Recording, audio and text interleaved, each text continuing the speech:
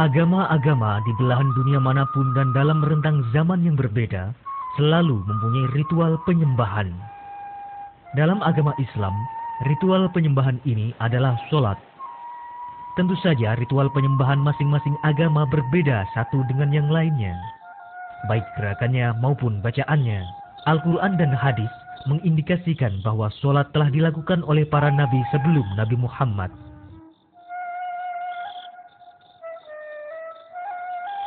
Sholat secara harfiah berarti doa. Sholat adalah doa yang disampaikan dengan tata cara, syarat dan rukun yang khas dalam bentuk bacaan-bacaan dan gerakan-gerakan tertentu seperti ruku dan sujud. Sholat adalah ibadah yang mengandung perbuatan dan ucapan-ucapan yang tertentu, yang diawali dengan takbiratul ihram dan diakhiri dengan salam.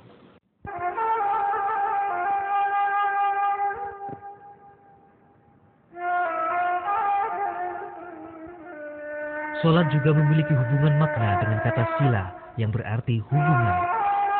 Dalam kaitan ini, sholat bermakna medium hubungan manusia dengan Allah.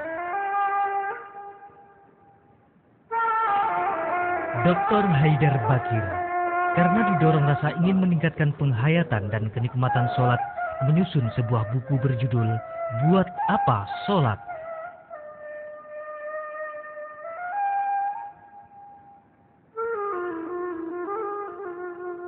Islam memberi tempat utama kepada ibadah sholat ini. Dalam Al-Quran tersebut 234 ayat mengenai sholat. Begitu pentingnya sholat, maka dengan tegas Rasulullah bersabda, sholat adalah pilar agama. Yang paling awal diperhitungkan dari seorang hamba di hari kiamat adalah sholat. Jika baik sholatnya, maka baiklah seluruh amal yang selebihnya. Jika buruk sholatnya, maka buruk pula lah seluruh amal yang selebihnya.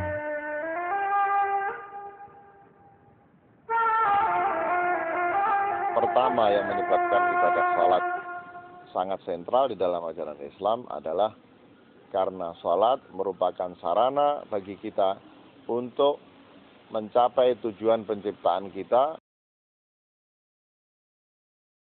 Melakukan perintah Allah, karena itu satu kewajiban. Kalau ditinggalkan ya berarti kita merobohkan agama. Berarti kalau kita sholat menegakkan agama, kan begitu.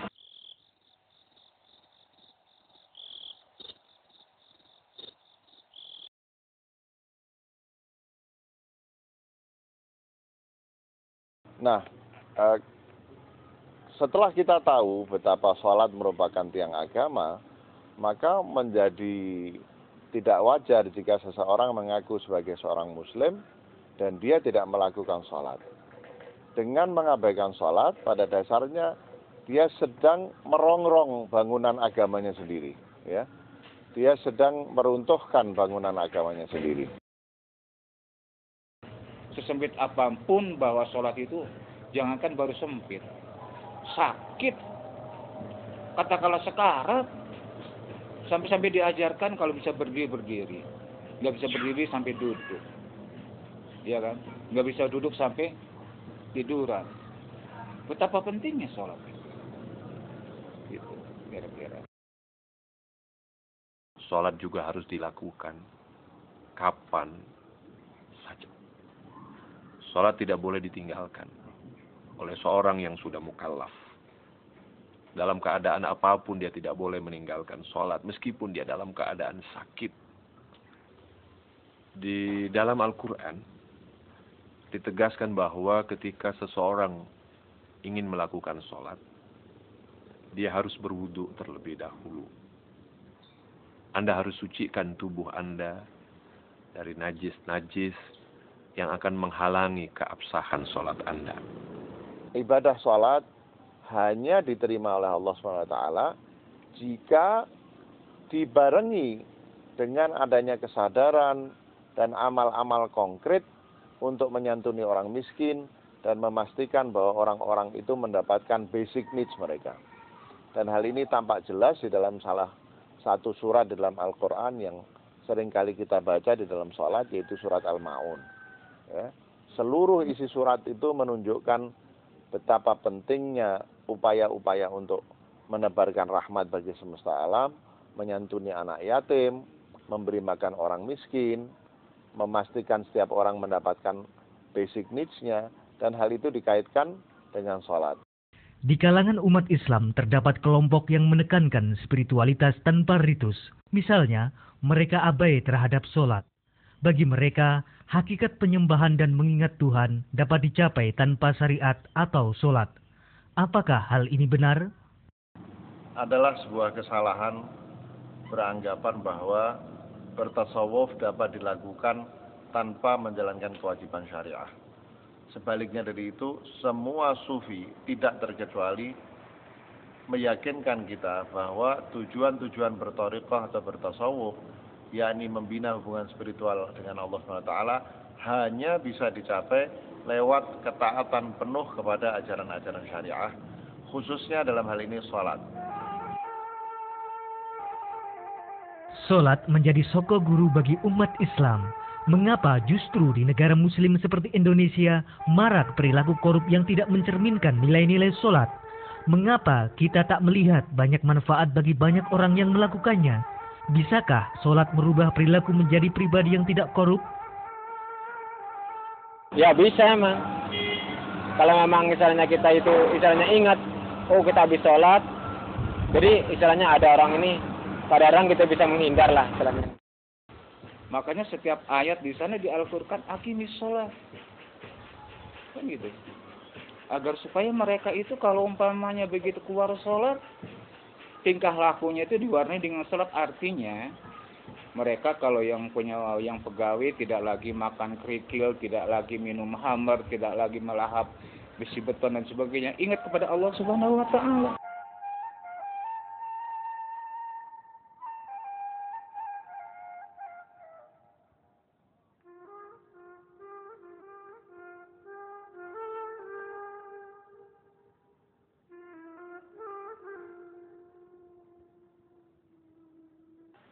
Di saat seseorang itu melatih diri untuk melakukan manajemen kalbu, untuk melatih imaji, untuk melatih mengendalikan emosi, maka semakin tinggi tingkat seseorang melakukan hal itu, maka nilai-nilai kebenaran, nilai-nilai kebaikan itu melekat pada dirinya. Sehingga harusnya sholat bisa mencegah dari perbuatan yang mungkar. Namun pada saat yang sama, sholat tidak bisa berdiri sendiri untuk mencegah kegiatan-kegiatan atau tindakan-tindakan yang buruk itu. Harus dilembagakan di dalam sistem-sistem. Nah, sehingga sholat yang baik itu tidak cukup untuk mencegah perilaku-perilaku keseharian, perilaku rutin dari perbuatan kejahatan. Sholat harus menjadi modal inspirasi membuat sistem. Umat Islam menurut saya pada saat ini punya sumber yang luar biasa, punya media yang luar biasa untuk membangun sebuah mentalitas yang baik. Tetapi gagal di dalam menciptakan sistem sosial sehingga nilai-nilai atau sumber-sumber yang baik itu tidak bisa diaplikasikan di dalam sebuah sistem yang baik. Akibatnya korupsi merajalela dan anehnya dan ironisnya itu seringkali kontradiktif dengan perilaku yang seringkali diaktualisasikan di dalam ritual sholat. Oleh karena itu, seringkali kontradiksi sering terlihat. Sholat seringkali dilakukan, haji berkali-kali dilakukan, tapi pada saat yang sama korupsi juga tidak pernah absen dilakukan. Nah, itulah skandal yang terbesar dari orang yang melakukan sholat, ya, dan itu sudah diperingatkan dalam Al-Quran, tetapi bukan berarti sholat itu tidak penting, tetapi jangan sampai terjebak di dalam ritual-ritual sholat tanpa arti. Buku ini memberikan kontribusi karena justru ritual sholat yang sekarang ini dilakukan harus diisi dengan substansi makna yang lebih tinggi.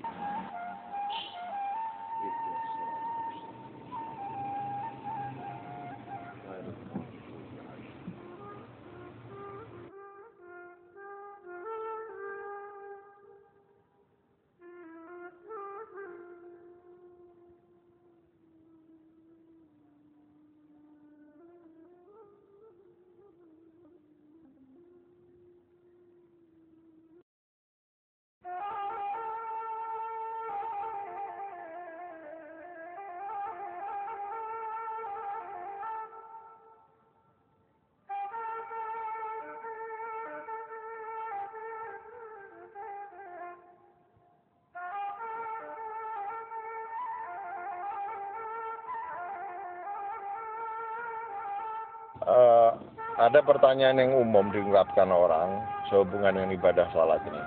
Di dalam Al-Quran dikatakan sholat sesungguhnya mencegah orang dari berbuat keji dan mungkar, ya.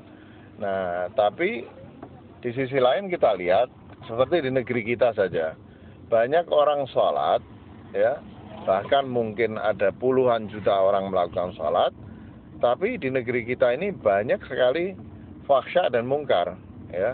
Antara lain misalnya korupsi. Kita tahu bahwa bertahun-tahun oleh Transparansi International, Indonesia ini masuk ke dalam jajaran 4, 5, atau 6 negara yang paling korup di seluruh dunia, misalnya, ya.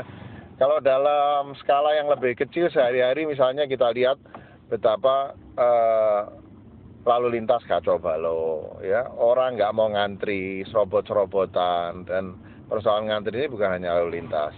Nah, kita kemudian bertanya-tanya, kenapa ini bisa terjadi? Kenapa seolah-olah apa yang dikatakan oleh Allah SWT dalam Al-Quran itu tidak sesuai dengan kenyataan?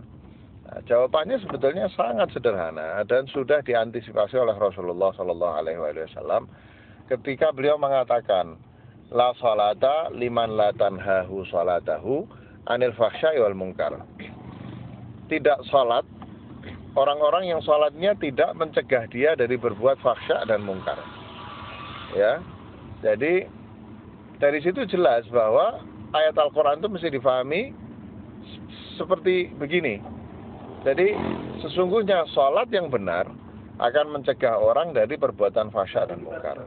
Sebaliknya, meskipun orang sholat, tapi dia masih terus melakukan fahsya dan mungkar, itu artinya sholatnya nggak benar. Jadi, Rasulullah SAW... Salah satu fungsi sholat adalah pembinaan ketakwaan dan akhlak mulia. Bagaimana sholat secara disiplin dapat membangun perilaku tersebut? Dan sholat sekaligus merupakan pengendali bagi aktivitas kehidupan saya.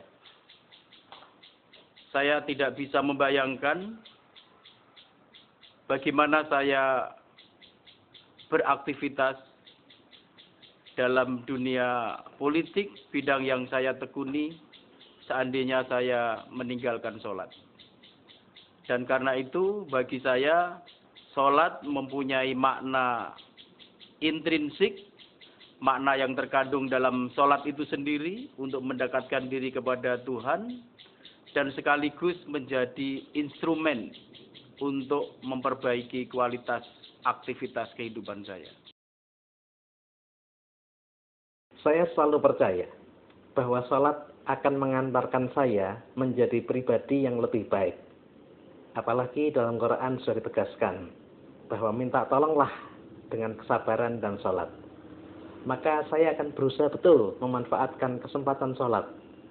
Mulai dari mencoba mendengarkan azan dengan seksama, kemudian berwudu dengan menikmati setiap tetes air, lalu menyiapkan diri dengan sholat dan membangkitkan kesadaran bahwa saya sedang dalam perjalanan untuk menghadap Allah. Dan pada akhirnya, saya nikmati setiap kata-kata dari sholat itu, saya coba resapi makna-maknanya, dan biasanya itu membebaskan saya dari seluruh persoalan dan menjadikan saya menjadi pribadi yang jauh lebih tenang, lebih damai, dan lebih siap.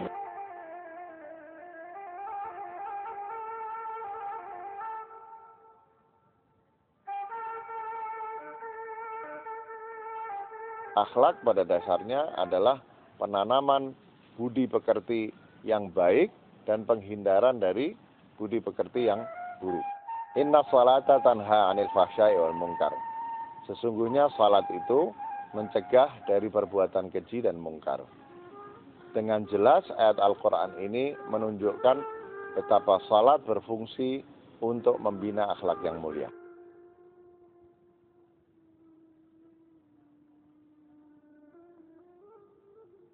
Dalam perspektif psikologi, saya menemukan ternyata sholat itu memiliki 3 fungsi.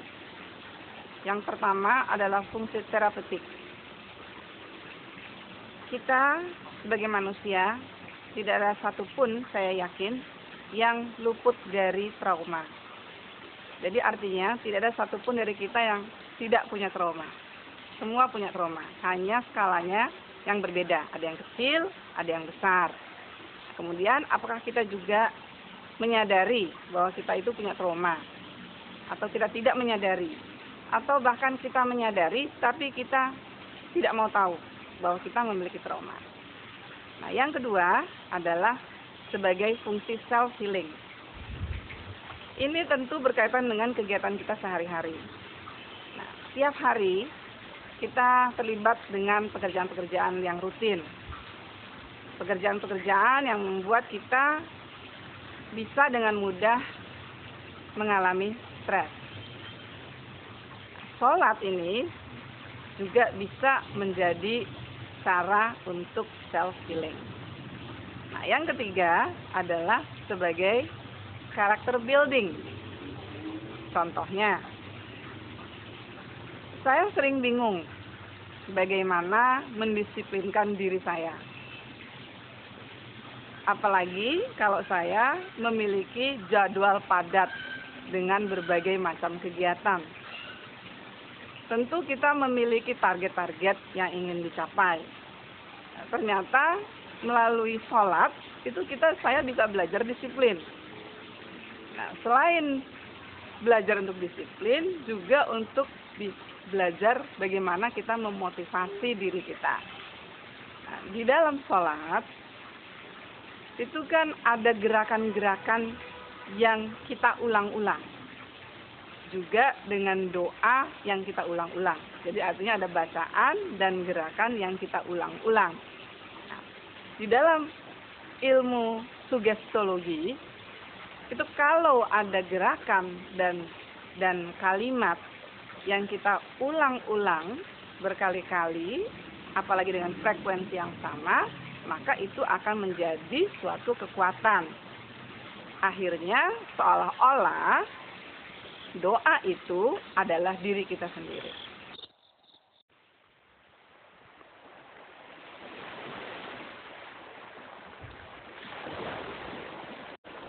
Kadang-kadang waktunya nggak kepegang, Pak. Namanya kita di sini kadang-kadang setiap hari itu nggak berhenti kan, kerja ini kan di laut ini.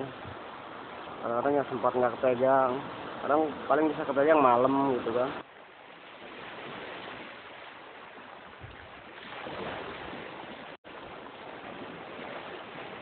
Manfaat praktis sholat yang saya rasakan selama ini, sholat selain merupakan satu media kontemplasi sejenak untuk menghilangkan beban pikiran atau stres yang kita rasakan sehari-hari dalam bekerja, juga merupakan suatu energizer, meningkatkan kembali gairah kerja kita setelah dari pagi sampai siang kita dibebani oleh rutinitas kerja. Kita ambil waktu hanya beberapa menit untuk kontemplasi, menenang pikiran, dan juga menumbuhkan satu energizer atau energi baru untuk bisa lebih meningkatkan produktivitas kerja kita. Bagi saya, performance kerja itu sangat terrefleksikan oleh kualitas sholat yang saya lakukan. Kalau kualitas sholat saya terjaga dengan baik, insya Allah performance kerja saya juga akan sangat baik. Tetapi sebaliknya, ada saat-saat yang saya merasa kualitas sholat saya goyang, agak kurang baik. Maka pada saat itu akan terasa juga, performance kerja saya juga akan menurun, tidak sebaik yang saya harapkan. Sepanjang kehidupan saya tidak pernah merasakan terlalu sibuk untuk melaksanakan sholat. Artinya saya tidak pernah meninggalkan sholat karena alasan kesibukan. Justru sholat yang saya laksanakan di tengah-tengah kesibukan itu memberikan arti dan makna tersendiri.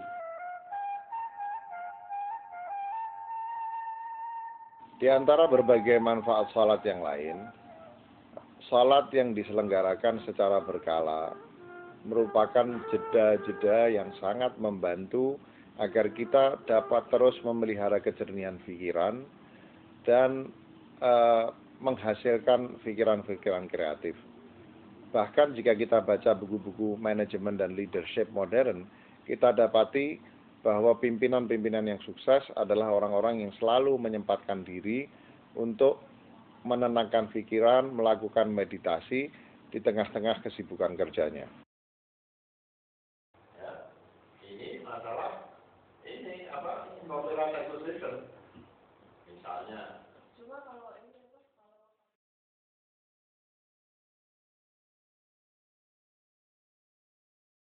Pikiran yang telah mengalami relaksasi akan kembali menjadi tenang, menjadi jernih, dan justru dengan demikian akan seolah-olah kembali segar seperti ketika kita memulai pekerjaan pada pagi hari, sehingga pikiran-pikiran kreatif yang diperlukan di dalam suasana kerja yang sangat kompetitif dan lingkungan kerja yang berubah secara cepat akan terus dapat dilahirkan oleh para pelaku sholat.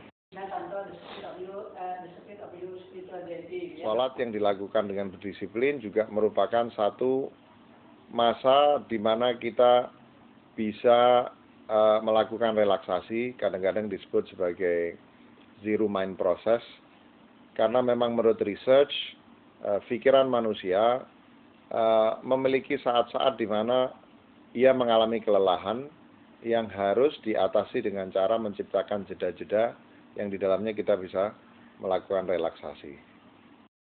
Jadi kan Deden nggak ingin ada tambahan orang, dihitung betul, setelah matang, diterapkan, mumpung ini masih awal Januari ya. Saya kira gitu, ini berhubung barusan kita melihat azan, kita akan break 20 menit, insya Allah kita sholat, nanti setelah sholat kita kembali lagi, kita lanjutkan meeting kita. Ya. Terima kasih, Assalamualaikum warahmatullahi wabarakatuh.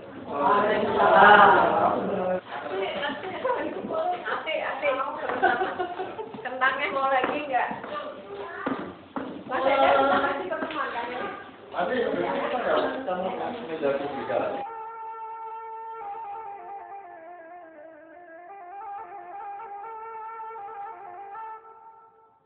Sebagian orang bosan dan putus harapan akan manfaat sholat. Mereka percaya akan keagungan dan keberkahan sholat. Tapi bertahun-tahun mereka tak merasakan kehusukan, kelezatan dan keberkahan sholat. Di jalan apa yang pasti kalau masalah sholat itu ibadah. Itu satu hal yang wajib ya untuk umat Islam. Supaya khusyuk gimana? Ya kalau masalah kehusuan, riwayat Nabi pun ada seorang sahabat kan, susah juga waktu dikasih hadiah sama mau dikasih hadiah sama Nabi, pas rakaat terakhir ingat sama hadiah itu, artinya nggak khusyuk juga. Supaya khusyuk biasanya saya itu menempatkan diri saya hina di hadapannya. Dan biasanya kalau sudah bisa menempatkan itu dengan baik, itu biasanya akhirnya benteng atau hijab antara saya dan pencipta saya itu sebenarnya runtuh dengan sendirinya. Untuk mendapatkan sholat yang khusyuk, selain juga kita memiliki pengetahuan, sehingga kita memiliki rahasia-rahasia sholat, juga kita harus menata emosi kita. Nah, sholat khusyuk itu bisa kita dapatkan ketika kita dalam kondisi theta. Nah, dalam kondisi theta, badan kita atau tubuh kita sangat rileks, sangat ringan, tetapi kita masih tetap sadar. Kondisi inilah yang disebut kondisi flow.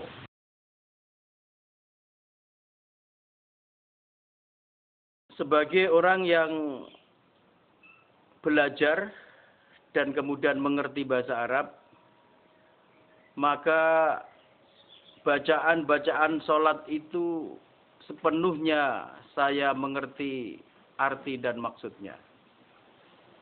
Dan itulah yang menjadi modal bagi saya untuk belajar meningkatkan kekhusyukan sholat.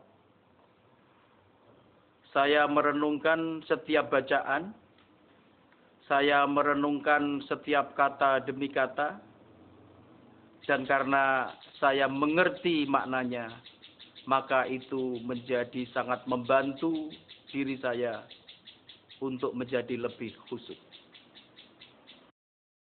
Salah satu ayat dalam Quran yang berkesan pada diri saya adalah surat Al-Baqarah, wasta'inu bis-sabri was-shalah, dan mintalah pertolongan dengan kesabaran dan sholat. Dan itu sulit kecuali hanya dilakukan oleh orang yang khusyuk. Saya karena itu belajar betul untuk memaknai setiap sholat yang saya lakukan. Saya belajar untuk menyiapkan diri saya sebaik-baiknya, mulai dari saat azan tiba, kemudian bagaimana berwudu dengan nikmat, kemudian merasakan bahwa saya sedang menghadap pada Allah, maka seluruh proses itu saya coba nikmati sampai saya merasapi setiap ucapan, setiap kalimat yang saya sebutkan dalam sholat. Itu sangat membantu saya untuk membebaskan diri saya sendiri dari seluruh persoalan di dunia ini, dari seluruh urusan, dan kemudian konsentrasi penuh bersama Allah Subhanahu wa Ta'ala.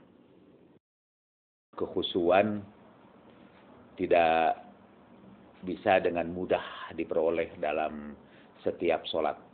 Nabi sendiri mengatakan, janganlah kamu mengatakan sholat kamu khusyuk 100% atau tidak khusyuk 100%. Karena kata Nabi, boleh jadi sholat kamu itu khusyuk 10% aja atau 20% saja. Jadi kekhusyuan itu sebuah spektrum pengalaman dari rada khusyuk sampai kepada lumayan khusyuk sampai kepada khusyuk sekali. Jadi sholat-sholat kita mungkin ya ada beberapa persen lah khusyuknya. Sholat yang dilakukan dengan tumakninah dan tertib dapat membantu kekhusyukan sholat. Dalam ilmu psikologi dikenal istilah flow, sebuah kondisi seseorang yang mengalami perasaan menyatu dengan alam. Kondisi flow mirip dengan kondisi seseorang yang khusyuk dalam sholat. Flow mungkin lebih tepat dihubungkan dengan apa yang disebut khusyuk. Dan kekhusyuan tidak bisa dengan mudah diperoleh dalam setiap sholat. Pertama, keadaan flow itu ialah satu keadaan yang hanya bisa kita peroleh apabila kita merasakan kehadiran. Filsuf Prancis menyebutnya le présent. Ada kehadiran Tuhan. Paling tidak kehadiran misalnya Rasulullah Sallallahu Alaihi Wasallam. Bukankah pada waktu kita membaca Assalamu alayka ayyuhan nabi wa rahmatullahi wa barakatuh, kita menggunakan salam itu Assalamu alayka, salam bagimu. Artinya Rasulullah itu hadir di hadapan kita. Kalau itu aja dirasakan, kita akan memperoleh perasaan flow itu. Bagi saya, sholat itu adalah perjumpaan kita dengan Allah Subhanahu wa Ta'ala. Di mana pada saat itu terjadi suatu dialog personal yang langsung dapat kita rasakan melalui sir kita. Itu dapat kita rasakan ketika kita berdialog dengan Dia. Nah, pada saat ini terjadi suatu level atau kondisi yang namanya dalam psikologi adalah peak experience. Peak experience ini adalah satu kondisi transcendence, di mana diri kita menyatu dengan alam dan selebihnya. Nah, kondisi ini bila terjadi berulang-ulang, itu akan melahirkan suatu perubahan perilaku yang positif. Kenapa? Karena setelah kita mengalami peak experience itu, kita akan mengalami atau akan suatu lahir perasaan-perasaan bahagia, damai, tentram. Dan yang terlebih lagi adalah speechless. Kita tidak punya kata-kata. Tidak ada kata-kata yang bisa mewakili perasaan kita itu. Nah, ini bila terjadi berulang-ulang, ini akan melahirkan suatu perilaku yang positif. Salat kiranya juga bisa menjadi sarana bagi peraihan apa yang oleh Maslow disebut sebagai peak experience, yang di dalamnya manusia merasakan kesatuan dengan sumber kehidupan